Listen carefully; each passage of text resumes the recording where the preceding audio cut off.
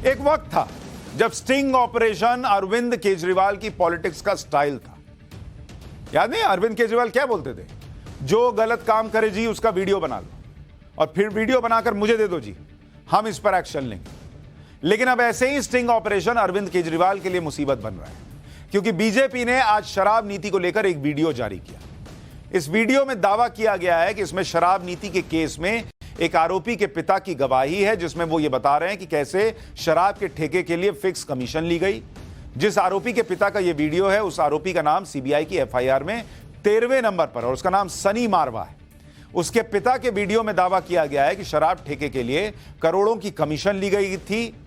इस वीडियो में शराब घोटाले में 13वें नंबर के आरोपी सनी मारवा के पिता कुलविंदर मारवा पहले क्या कह रहे हैं उसको सुनिए, फिर आगे की बात बताता हूं। प्रॉफिट ਦੀ ਗੇਮ ਤੇ 80% ਹੈ। 80% 1 ਰੁਪਏ ਦੇ ਮਾਲ ਦੇ ਵਿੱਚ ਸਾਨੂੰ 20 ਪੈਸੇ ਗਵਰਨਮੈਂਟ 20 ਪੈਸੇ ਦਾ ਮਾਲ ਹੁੰਦਾ, 80 ਪੈਸੇ ਸਾਰੇ ਸਾਡੇ ਹੁੰਦੇ। अच्छा 1+1 ਕਰਨ ਡਰ ਗਈ ਸਾਨੂੰ। 80 ਇੰਨੀ ਕਮਾਈ ਕਿਵੇਂ? ਇੰਨੀ ਕਮਾਈ ਐਵੇਂ ਕਿ ਇਹਨਾਂ ਨੇ ਐਤਕੀ ਚਾਲੇ ਚੱਲੀਏ, ਤੁਹਾਨੂੰ 20 ਦਾ ਮਾਲ ਹੈ ਕਿ ਜਿੰਨੇ ਦਾ ਮਰਜ਼ੀ ਵੇਚੋ, ਸਾਨੂੰ ਫਿਕਸ ਨੇ ਪੈ ਦੇ। ਸਾਡੇ ਤੇ ਇਹਨਾਂ 253 ਕਰੋੜ ਲੈ ਲਿਆ। ठीक, जाओ तू जिन्हें मर्जी दुकाना करो, जो मर्जी करो। 20 पैसा माल आंदा 253 करोड़ एक बंदे दो। एक बंदे। अच्छा, साल दा 253 नहीं, ये तो मिनिमम साडा है, बाकी 500 करोड़ लिया। साडा तो सब तो घाटा का। क्यों? गल में 20 टेंडर की भरे सी, सब तो छोटे सी ले ले, माल 20 पैसे का। ਅਸੀਂ 40 ਦੇ ਵਿੱਚ 80 ਵੀ ਹੁਣ ਕਈ ਲੋਕ 1+1 ਦੇ ਰਹੇ ਨੇ, ਕਈ 2 ਨਾਲ ਹੀ ਦੇ ਰਹੇ ਨੇ, 1+2 ਵੀ ਦੇ ਰਹੇ। ਮੈਂ ਕਿਹਾ 2 ਦੇ ਰਹੇ ਨੇ। ਮਾਲ ਦੇ ਵੀ ਪੈਸੇ ਦਾ ਹੈ। ਪਹਿਲੇ ਇੰਨੀ ਕਮਾਈ ਹੁੰਦੀ ਸੀਗੀ ਸਰ, ਇੰਨੀ ਪਹਿਲੇ 70 ਪਹਿਲੇ 20 ਰੁਪਏ ਦਾ ਮਾਲ ਹੁੰਦਾ ਸੀ। 70 ਰੁਪਏ ਗਵਰਨਮੈਂਟ ਹੁੰਦੇ, 10 ਰੁਪਏ ਸਾਡੇ ਹੁੰਦੇ ਸੀ। ਅੱਛਾ, ਹੁਣ ਗਵਰਨਮੈਂਟ ਨੇ ਕੀ ਕੀਤਾ ਆ ਗਿਆ, 20 ਰੁਪਏ ਦਾ ਮਾਲ ਲਓ, ਜੋ ਮਰਜ਼ੀ ਕਰੋ, ਸਾਨੂੰ ਫਿਕਸ ਕਿੰਨਾ ਦਿੰਦੇ ਹੋ। ਮੈਂ ਟੋਟਲ ਸੇਲ ਕਿਉਂ ਕਿੰਨਾ ਫਿਕਸ ਕਰਨਾ, ਜੋ ਮਰਜ਼ੀ ਸਾਨੂੰ, ਤੁਸੀਂ ਨਾ ਇਹ ਦੁਕਾਨ ਖੋਲੀ ਨਾ, ਸਾਨੂੰ ਮਹੀਨੇ 10 ਲੱਖ ਦੇਣਾ, जो मर्जी लो, जो मर्जी बेचो। इस वीडियो में शराब नीति को लेकर जो दावा किया गया उसका गणित थोड़ा सा आपको समझा लेता हूं। वैसे मैं आपको पूरा समझा चुका हूं, जिन लोगों को न समझ में आया वो ये कमोबेश वही बात बता रहे हैं जो मैंने आपको बताया था कि मान लीजिए 1 रुपया का सामान है और इनका कहना है कि ये जो 1 रुपया आप सामान का दे रहे हैं, इसमें नई नीति में क्या होता है और पुरानी नीति में क्या होता है, इसको समझिए। पिछली बार मैंने आपको 750 ml की बोतल की कीमत के तौर पे समझाया था। अब ये भाई साहब चूंकि 1 रुपया में कह रहे हैं तो वो आपको समझा रहा हूं। इसमें सामान कितने का है? 20 पैसे का, 20 पैसा। इधर भी पुरानी नीति में भी ये 20 पैसा का था। दुकानदार को नई नीति में कितना मिल रहा है? दुकानदार को मिल रहा है 80 पैसा, यानी 80% कमाई जो है वो दुकानदार की हो रही है। और उसमें पुरानी नीति में मिलता था 10 पैसा, यानी सिर्फ 10%। और सरकार को, यानी सरकारी खजाने में नई नीति में कितना जा रहा है? एक फिक्स अमाउंट जा रहा है। अब आप कहेंगे चूंकि 80 और 20 तो यही हो गया, ये बॉटल की बिक्री पर आपको बता रहा हूं, तो फिक्स अमाउंट जो है वो सरकार पहले ही ले रही है। और पहले वाले में चूंकि फिक्स अमाउंट नहीं था तो 70 पैसा सरकार के खजाने में जाता था। अब कुछ लोगों का तर्क है, जैसे मैंने सुना कि आम आदमी पार्टी के प्रवक्ता कह रहे थे कि देखिए हमने तो पहले ही पैसा ले लिया। अरे बस पहले ही पैसा क्यों लिया? जब आप शराब पीने की उम्र घटा के 21 कर रहे हो 25 से, मतलब ज्यादा लोग शराब पिएंगे। आप शराब पीने की टाइमिंग बढ़ाकर रात में 3 बजे तक कर रहे हो, मतलब ज्यादा देर तक लोग शराब पिएंगे। एक के साथ एक फ्री दे रहे हो, मतलब आस पड़ोस के राज्यों से भी लोग खरीदने आ रहे हैं। हर तरीके से सेल बढ़ जाए इसका पूरी व्यवस्था कर रहे हो। और सेल पे पैसा कमाने की बजाय 70 पैसा 1 रुपया पे आप कह रहे हो हमको पहले पैसा दे दो। क्यों? शराब ऐसी चीज है कि आपको लग रहा था कि बिकेगी नहीं। किस बात के लिए? इसीलिए लोग सवाल पूछ रहे हैं। और जब आप सोचिए कि जो शराब बेचने वाला है उसको, वो इतना कॉन्फिडेंट है कि हम पहले पैसा दे देंगे और उससे ज्यादा कमा लेंगे, सरकार को कॉन्फिडेंस नहीं आ रहा था कि हम पहले पैसा क्यों लें भाई। स्टिंग में जो दावा किया गया और जो आरोप लगाए गए उसके मुताबिक दुकानदारों से अलग से कमीशन भी ली गई थी और यह अमाउंट एक्साइज से अलग है, यानी यह अमाउंट सरकार के खाते में नहीं गया। यह आरोपी का पिता स्टिंग में आरोप लगा रहा है, सुनिए। 60 करोड़ तो पहले ले लिया, 60 करोड़ को आदमी ने देता। अच्छा तो 150 करोड़ हो गया उन्होंने। 60 करोड़ तो मेरे सरकार के खाते में है। नहीं, वो सरकार के खाते नहीं, वो दूसरे वाला अमाउंट कह रहे, वो थोड़ा बता रहे हो तुम अभी। 150 करोड़ से आप समझदार हो गए ना, बड़े कारोबार से गले ने गलती जी बड़ी की है ना, जिस वक्त ठेके मिलने लगे उस वक्त जी ब्लैक लिस्ट कंपनी से उन्होंने देते हाँ ये भी आया पेपर न्यूज से, न्यूज बोल रहा है ब्लैक लिस्ट वालों को बुला के दिए। जद कि एयरपोर्ट का ठेका 250 करोड़ छुट्टिया से 150 वाला ने देता और कहता 250 वाला जो ब्लैक लिस्ट है।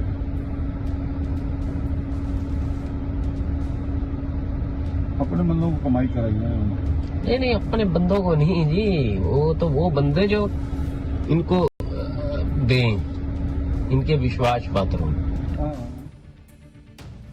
ब्लैक लिस्टेड कंपनियों को दे दिया, वहां गड़बड़ कर दी, अपने लोगों को दिया जो इनको दे उनको दिया, ऐसे ऐसे आरोप लग रहे हैं।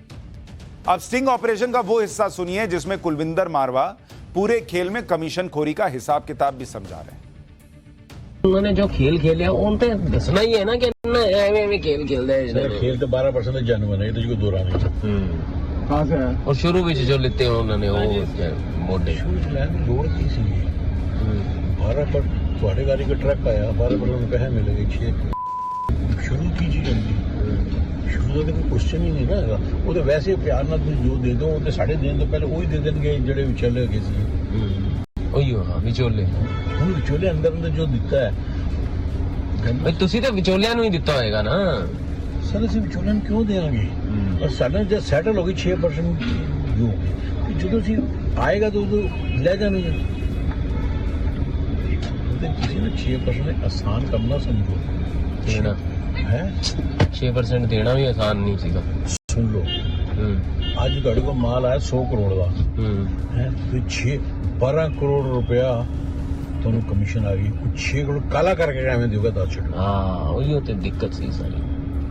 6 ਕਰੋੜ ਕਾਲਾ ਕਿਸ ਤਰ੍ਹਾਂ ਕਰੋਗੇ? ਉਹ ਤਰੀਕਾ ਤੇ ਦੱਸੋ ਮੈਨੂੰ। तो काला देना, कोई कारण नोट में उधर थोड़ी पहने दे देंगे।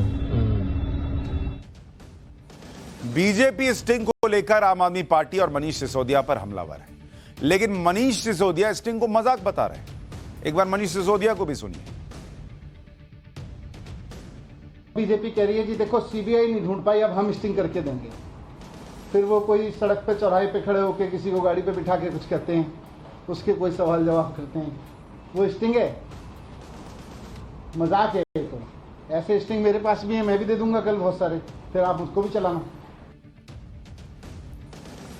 मनीष जी कह रहे हैं कि ये स्टिंग है, ये तो मजाक है, ऐसे तो मेरे पास पड़े हुए हैं, दे दूंगा कल चलाना।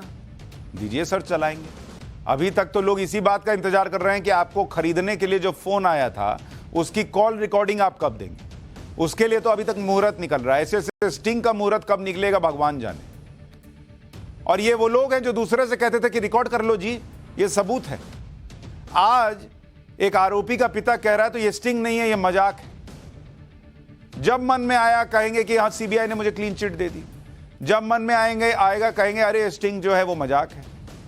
दिल्ली के डिप्टी सीएम मनीष सिसोदिया ने आरोप लगाया कि मोदी सरकार सीबीआई के अफसरों पर उन्हें गिरफ्तार करने का दबाव बना रही और इस दबाव की वजह से एक सीबीआई अधिकारी ने खुदकुशी कर ली।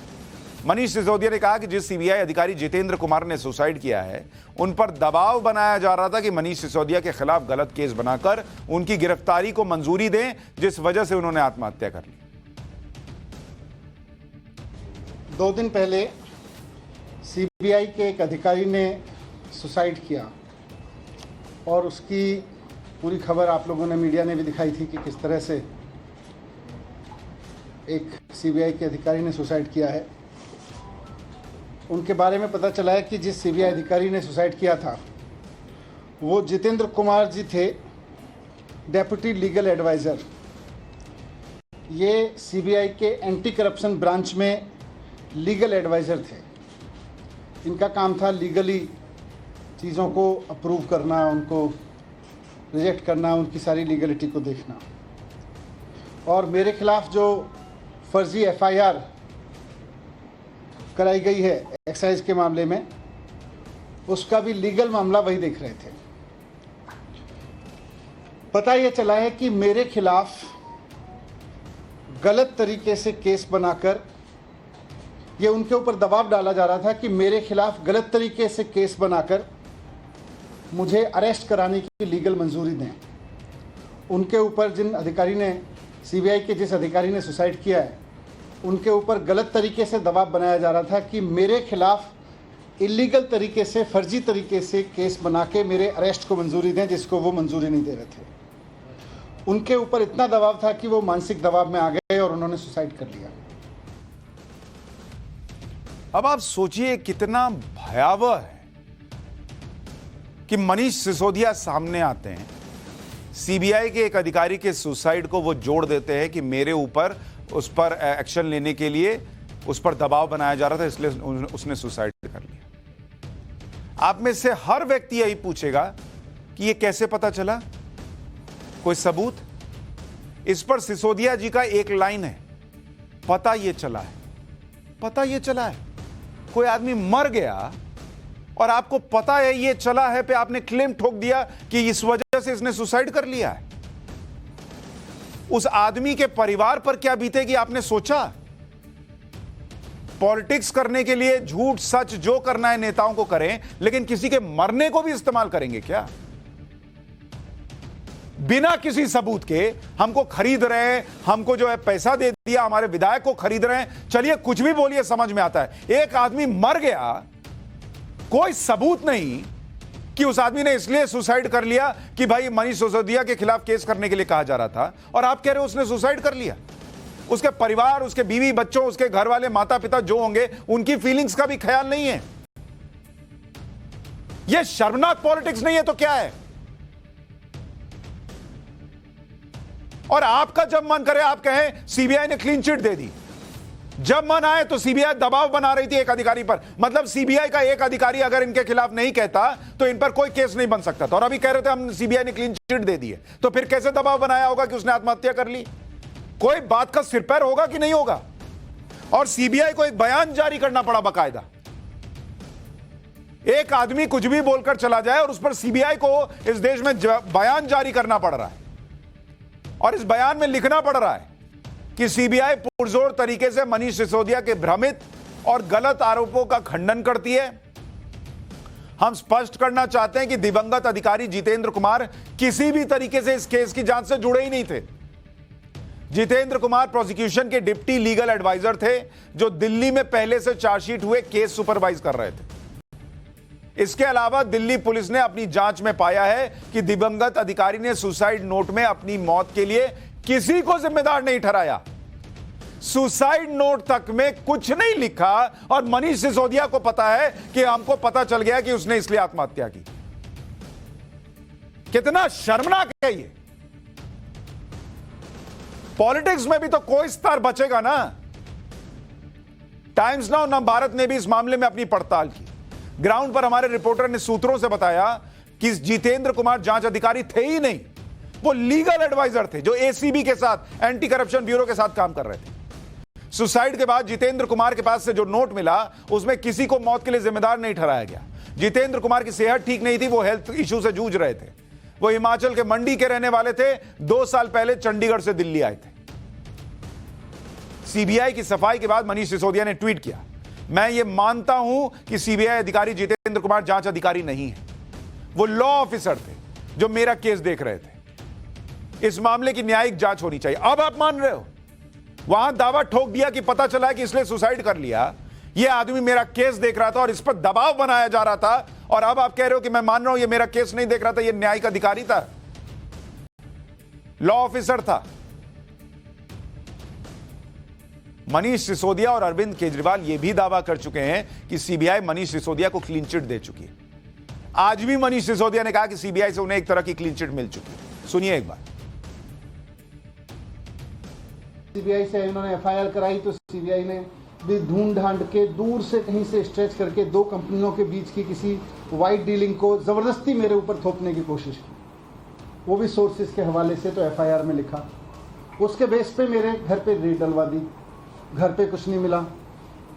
मेरे परिवार का लॉकर तलाश लिया बैंक का, उसमें कुछ नहीं मिला। अब जब सीबीआई से एक तरह से क्लीन चिट मिल गई कि जी इनके पास तो कुछ नहीं मिल रहा, तो अब बीजेपी कह रही है जी देखो सीबीआई नहीं ढूंढ पाई, अब हम स्टिंग करके देंगे। उस दिन क्या कह रहे थे? सीबीआई ने मुझे क्लीन चिट दे दी है। अरविंद केजरीवाल ने आकर कहा सीबीआई से क्लीन चिट मनीष सिसोदिया को मिल गई। आज क्या बोल रहे हैं? सीबीआई से एक तरह से क्लीन चिट मिल गई है। अभी सीबीआई ने कोई चार्जशीट दाखिल नहीं की, जांच कंप्लीट नहीं की, दावा ठोक दिए। मनीष सिसोदिया को क्या वाकई सीबीआई से क्लीन चिट मिल चुकी है? इस पर भी आज सीबीआई ने स्थिति साफ की। सीबीआई ने जो बयान जारी किया उसमें कहा कि शराब नीति केस में अभी जांच चल रही है, किसी भी आरोपी को क्लीन चिट नहीं दी गई है। मनीष सिसोदिया का भ्रमित और गलत बयान जांच से ध्यान भटकाने की कोशिश है और ऐसे बयान एक अधिकारी की मौत की जांच में भी दखल देने जैसा है। एक जांच एजेंसी को बयान जारी करके सफाई देनी पड़ जा रही है, और जिन लोगों को सफाई देनी चाहिए कि खरीदने का सबूत कहां है, विधायकों को खरीदने का सबूत कहां है, क्यों जो शराब नीति बनाई गई उसके लिए कैबिनेट से विशेष पावर मिल गई मनीष सिसोदिया को, और वो जो फैसला हुआ था वो बाद में पलट दिया गया, क्यों शराब नीति वापस ली गई, क्यों शराब नीति में पर बोतल की बिक्री के बजाय पहले से पैसा लेने की बातें हुई, क्यों ब्लैकलिस्टेड कंपनियों को जो है वो ठेके देने की बात सामने आई, क्यों कुछ कंपनियों पर को फायदा पहुंचाने का आरोप लग रहा है, इसमें से एक का जवाब नहीं है। लेकिन ये जो बोलेंगे वो परम सत्य है। आरोपों की सियासत के बीच दिल्ली के एलजी वीके सक्सेना ने आज आम आदमी पार्टी के नेताओं को लीगल नोटिस भेज दिया है। आम आदमी पार्टी के नेताओं ने आरोप लगाया था कि khadi and village industries commission के चेयरमैन रहते हुए वीके सक्सेना 1400 करोड़ के घोटाले में शामिल थे। और मैंने आपको पाठशाला में बताया था कि कैसे उस मामले की सीबीआई जांच कर चुकी है और विनय सक्सेना को क्लीन चिट दे चुकी है। एलजी ने इन आरोपों को झूठ और बदनाम करने वाला बताया। एलजी ने आम आदमी पार्टी के नेता आतिशी, दुर्गेश पाठक, सौरभ भारद्वाज, संजय सिंह और जैस्मिन शाह के खिलाफ लीगल नोटिस भेजा है। लीगल नोटिस में कहा गया है कि एक प्रेस रिलीज जारी करके आम आदमी पार्टी और उससे जुड़े सभी लोगों को इस तरह के झूठे, निराधार और दुर्भावनापूर्ण बयान देने और उनको वायरल करने से दूर रहने का निर्देश दिया जाए। लीगल नोटिस मिलने के 48 घंटे के अंदर आम आदमी पार्टी से जवाब मांगा गया है।